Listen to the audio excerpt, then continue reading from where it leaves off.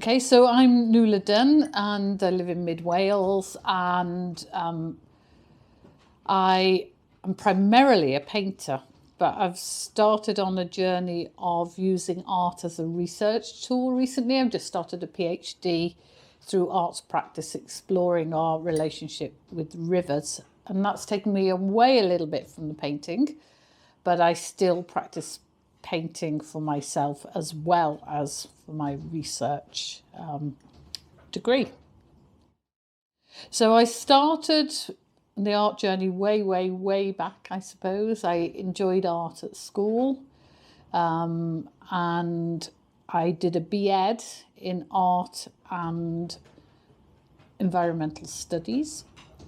So art was my main subject for that degree. And then I left art, worked in education for 30 years, outdoor education, and then re-engaged with painting as a result of needing to express my relationship with the landscape. So what is it you find most enjoyable or satisfying about doing creative activity generally and painting in particular? I suppose it's a way of engaging with place, really, more than anything. So for me, it's a way of exploring that place and honing in on some of the questions I have around the place and connecting at a sort of deeper level. So by painting, you're looking and listening and trying to synthesize that looking and listening and feeling into something that can be shared with other people to explain either that place or that relationship to place. What is it that particularly inspires you about landscape? Well, I've spent my working life in the landscape, so I've had 30 years of working outdoors, and everything I've done with work relies on that relationship with the landscape and the weather and the environment to some degree, or the decisions about where to go, what to do and how to do it, and work with young people, which has taken me to fantastic places, either on rivers in boats or up mountains, walking or climbing. And the light's always changing, the light on the hills, wind on the water changes the surface pattern on the water, how you interact. So it's those interactions that I sort of try and express through my paintings.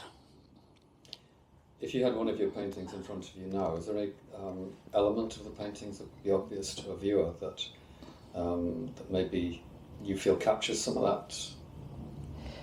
Yeah, I suppose a couple of years ago I was doing what people would class as more traditional landscape paintings, but recently I've been exploring abstraction and working on quite a large scale, so it potentially looks a little bit less like a landscape painting.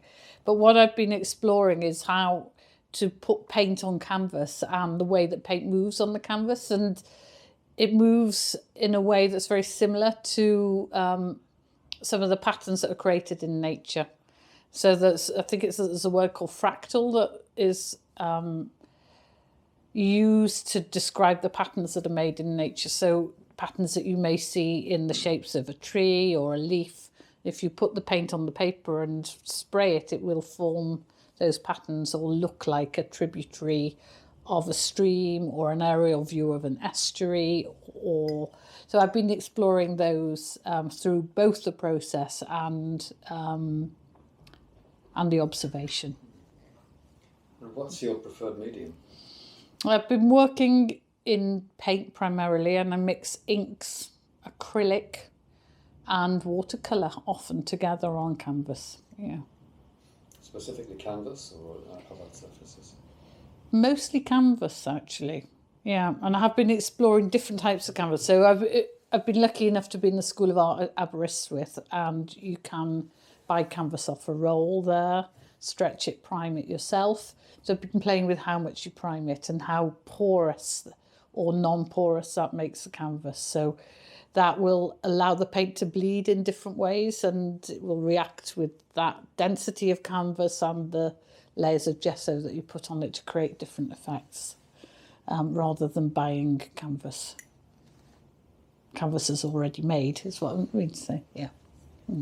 Are there any specific artists or particular pieces of work that you've seen other people do that have particularly inspired you or given you ideas? I suppose there's so many artists out there that have given me ideas over the years, and they're all in there somewhere. So I think I love the vibrancy of Van Gogh. I love the gestural mark making in his paintings, Matisse as well. So also the fauves, that sort of reacting to the landscape and taking it to how you feel about it. On the other hand, artists like Turner, capturing the light, John Piper, and Rothko, which is that sort of just that that amount of colour being shown on one canvas is quite impactful when you see it in reality. And when you see a Rothko in a book, you know, a reproduction of a Rothko, it's entirely different to seeing it in reality. So the impact of scale has definitely come from, you know, looking at works from Rothko. Yeah. Yeah, I'm sitting in front of some of the Rothko paintings, and they were on show in which gallery was it? The Tate maybe or somewhere. Absolutely very meditative paintings. Yeah, they're unbelievable, aren't they? They're so simple, but there's a real depth to them. Superb, Yeah. and it's made me want to have a go at painting something really big and just working with pure colour. Yeah, they are amazing. And the other artist that really has influenced me massively is Anish Kapoor. There's just a real breadth and range in his work. But I saw some of his etchings, which again were sort of looking at colour, but the depth of colour, up in Orkney a few years ago. And they were amazing etchings of fairly innocuous shapes, but the shapes seemed to move on the paper because of the layers and depth of the colour. And I found those really, really intriguing. Any other contemporary artists, maybe more like Welsh artists and so on, who come to mind at all? Prendergast, and I can't think of his first name, but I do like his work. I used to work next to the Gallery Finner Park up in North Wales, which has now moved to Llandudno, and there were a whole series of Welsh artists that came through there, so it was really fantastic to be able to go. They changed the exhibition once a month, and to be able to go to those exhibitions, which was fantastic. Can you say something about the role that art's played, or in the beginning to play in your life, and its effect on your own personal growth, really? Good question. I find it a way of stepping back from busyness, although it is quite a busy process in itself, but it becomes almost like a meditative thing. I've been trying to compare my art practice to canoe practice, and when you're paddling in a boat on the river and you are paddling in sync with the environment, you've got the skills to do it, you get out of your head and you're very much in the moment and in that flow state. And I find it very similar with the painting process. You go into the sort of subconscious levels of your mind, and that somehow is interpreted onto the canvas or paper. And I enjoy that. I think it's quite a nice process. It's not about it's different to craft in a way, I think, because you're trying to show something of yourself or your relationship through the painting process as well, rather than making something. It's exploring your subconscious. And have you ever had any particularly meaningful feedback from other people about your work? Again, it's a good question. I have recently had some interesting feedback, actually. So I had an email arrive in my inbox from a writer in Machynlleth who had been given a greetings card with an image of one of my works on, and he was writing a second book about the environment in Wales, and particularly interestingly about rivers. And he approached me to see if I would be willing to let that image be used for the cover of his book. So that was nice sort of feedback that wasn't overtly feedback, but it was an indication that he had tapped in to my relationship with the particular landscape in this area. Oh, great. Well, that's really good. Yeah. But has that happened now? Has he published that book, or is he? No, he's in the process of writing it, and I need to get a good image of the painting. Luckily, I know where it is, and I can get a photograph of it. And then he needs to approach his publishers to see if they are happy with that image, because he may not have the final say on that. But he may not. Yeah. Is it one that you sold then? Have you got to? It was one that I actually gave to somebody for a birthday present for their 60th birthday, but it's somebody local, so I know where it is, which wall it's on. So, yeah. Are there any particular experiences that's in landscape that stand out for you as that was a key moment for me? That was a particularly inspiring story, if you like, a particularly inspiring moment that triggered something with your art. No, or the A470, I suppose. It sounds a bit odd, but I used to drive up and down the A470 from north to mid Wales on the way to work, and then on the way back from work once a week. I worked a compressed week in 2.5 days. And I think just doing that very regularly over a period of time and noticing the changes really had an impact. And it gave me a real desire to want to try and paint there. So I ended up having a rucksack of paints and canvases, which is how I kind of got started and reconnected with painting, because I wanted to sort of show that beauty, particularly over the Rhinogs, the changing light over the Rhinogs on that drive. So really straight road, which is very unusual in Wales. But then you get this view to the mountains very dramatically, and the light is very different in the morning to in the evening, because in the morning you've got the light shining on the mountains. In the afternoon, early evening, the mountains are very often in shadow with the light behind them at the west. So there's this sort of contrast, which is quite clear and quite dramatic as well. Yeah. So now that you've started on this whole process, how do you find inspiration and keep yourself and kind of maintain your creative momentum if you hit any kind of, I don't know, difficult periods, blocks or whatever? Yeah, again, that's a really good question. It's one of the reasons I probably embarked on the PhD process, although the actual painting has not been as productive recently in that, because I've been doing some research, but that will again fuel the painting. So I guess through reading, chatting to other artists, being in the School of Art is really, really helpful. So having other artists to share and chat things through with, really, really critical to both how I work and how I think about working. Yeah. So that community of other people. Yeah. Do you prefer to paint on your own, or do you like painting with other artists around? Bit of a mixture, really. A real mixture. I think I like to paint on my own sometimes, but also going out to paint outside. Sometimes it's quite useful to go as a group, even though you tend to work in your own space.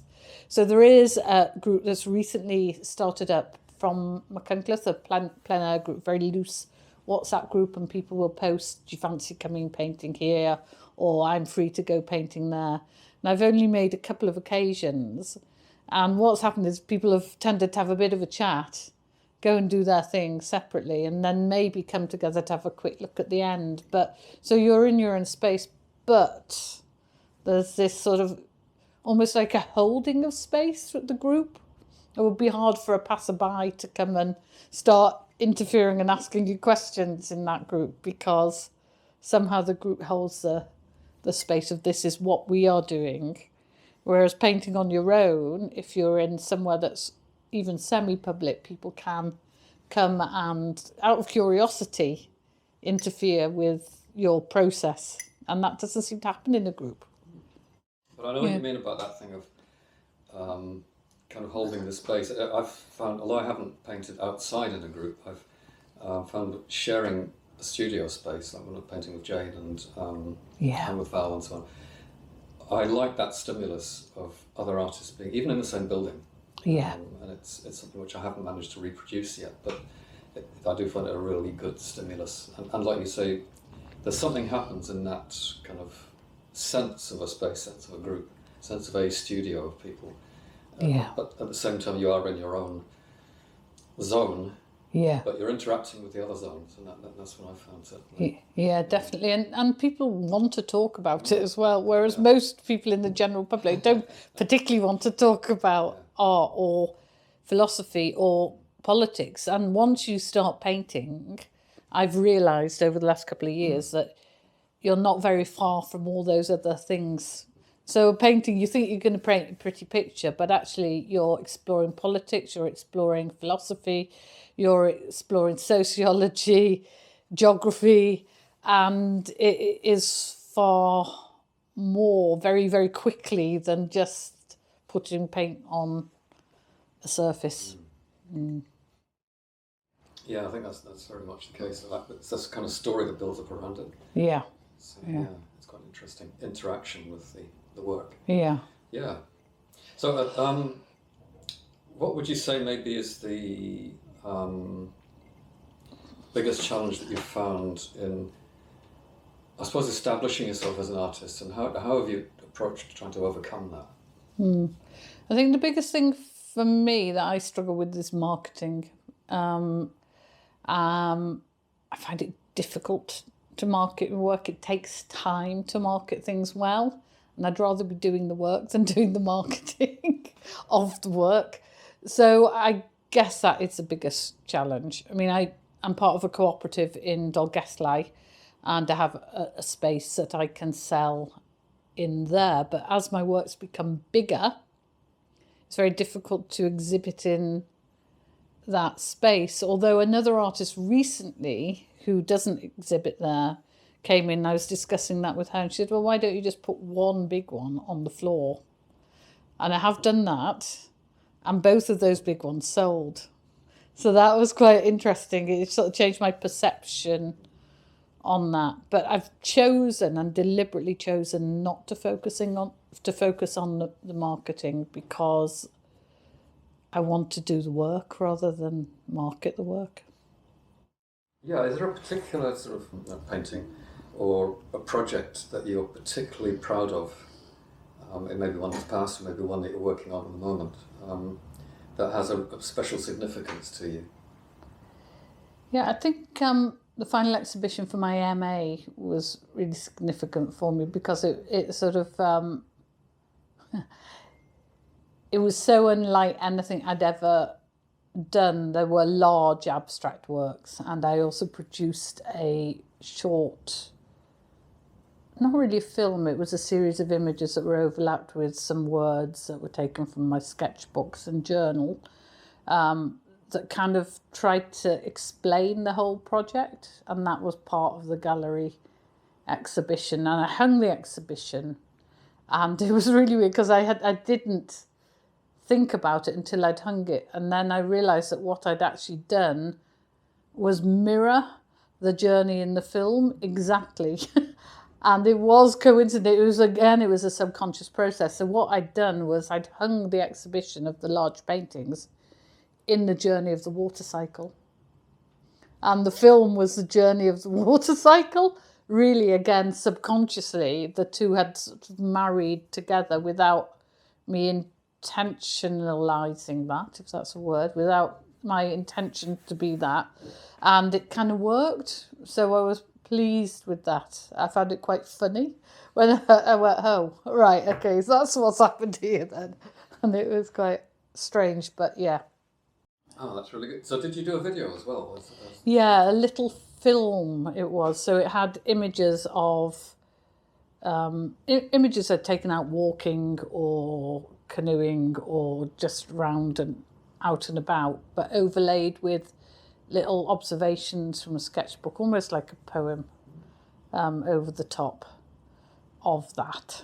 And really it was about the way everything's connected, that cycle. And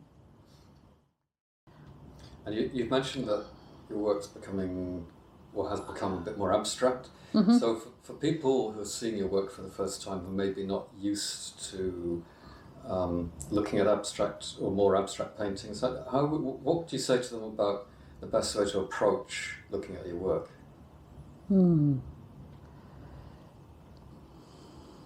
It's a very good question. It's a big debate, isn't it, whether you should put a description of your work next to your work or just leave it blank for people to react to. I suppose one of those paintings taken away from the others would probably have not had the same reaction as the whole exhibition. So the film tied things together and helped to explain it. That said, there are some people that have liked particular paintings that were separate because they just have touched something in them. Other people just haven't got it. You know, some people have just gone, oh, it's just a few splashes on a canvas. So I don't know. I think it's such a big subject, really. I think people will react how they react. And I'm not so sure it's for me to lead them to say how to react. Yeah. What sort of role do you think art in general plays in society? What kind of benefits do you think it brings into society, and what impact do you hope to have through your work? I think art can show things that words don't necessarily show. So there's a real movement of nature writing at the moment. Lots of people will have heard of Robert Macfarlane, Kathleen Jamie, the poet, blah, blah, blah. A whole series of books that explore the world out there and our relationship with it. I think art can do that in a different way for those people that are less keen on reading. It can have a real emotional impact. It can raise questions. It can stir memories. So it's storytelling in a way. I have heard some artists call themselves visual storytellers. And I think, you know, it can have a real impact in telling the story of our environment, and place, history, whatever that is. And I think it can also then be a stepping stone towards action.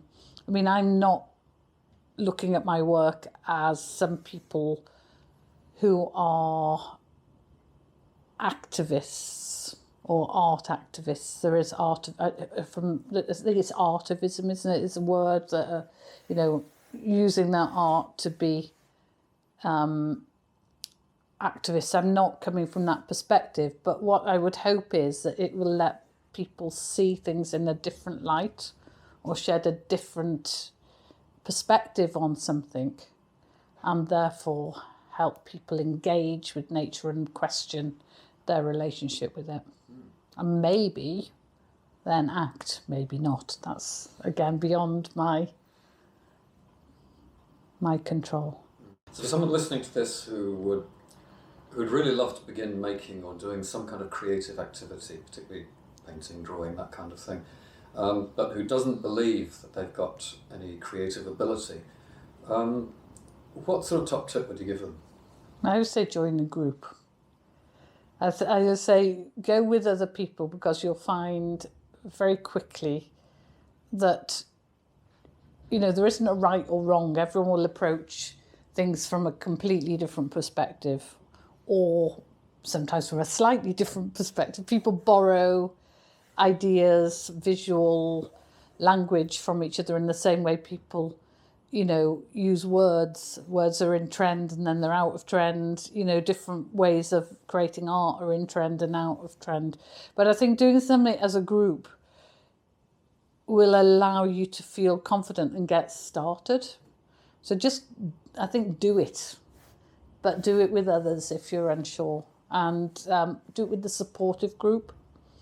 Maybe not a group that is expecting you to do it in a certain way, but a group where people are going to explore and have fun. First of all, you probably need to decide what you want from it. Do you want to paint for your own pleasure? Do you want to paint to get an income? And I think once you've answered those fundamental questions, that will direct what you do next. Because I think if you're painting to gain an income, you've got to think about where you're going to place your art. And if that's your primary motive, then you probably will need to make your art reflect something about where you're going to place it. But if you are coming from the opposite perspective of creating your art, then create the art and then think about how you're going to get it out there. Or just create the art. But I think you need to ask yourself those questions. Yeah. Yeah, how do you find a healthy balance between the time you put into your art and all the other requirements of daily and family life? It's a good question. I think subconscious again. It's interesting. So I tend to think about things a lot when I'm doing other things. So when I'm, say, walking in the hills, I'm thinking about art possibly. Or if I'm, I don't know, cycling, I might be working something out in my brain. And quite often I will go to sleep with a sort of problem in my mind or something I've been thinking about, and then I'll wake up with it sort of having synthesized somehow. In terms of practicalities of creating space where I can. So I've got a little space here in the house that is set up, and I've got things that I can access easily and quickly and get out if I fancy painting. They're handy and feel really privileged to have that space to do it. And again, very luckily, I've got space in the university, so I can, if I'm going to Aberystwyth to university, I can walk into a space and everything's there ready to create. So that enables me to be able to manage my time, I suppose, rather than having to get everything out from one place to another. Can you tell us about any either current or upcoming projects or exhibitions that you've got coming up, which you'd like to tell people about? Yeah, well, at the moment I've embarked on this PhD process and doing it part-time, so it's quite a long process.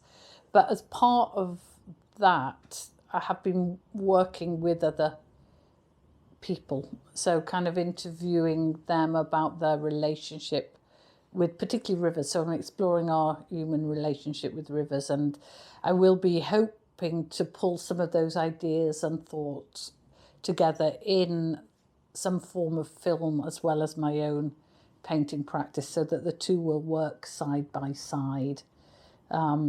Eventually there'll be some form of exhibition and or an update on my website with those things. Yeah, so I'm quite excited about the PhD, although it is a slow burn. It's not something that's going to be happening very quickly. Yeah. So can people see any of the master's work on and the video and so on your website at the moment? I haven't put the video on the website, actually. That's a good point, Chris. It probably needs to get on the website. There's a few of the master's paintings at the end of the website. Right. Yeah. Because you mentioned it almost as a unified thing. Yes, and I haven't got it as a unified thing. I haven't got which is interesting, really. I probably should have photographed it as a unified thing, but it is definitely broken up. Some of the work's sold and some are, some are in the studio in there. How and where can people find your work?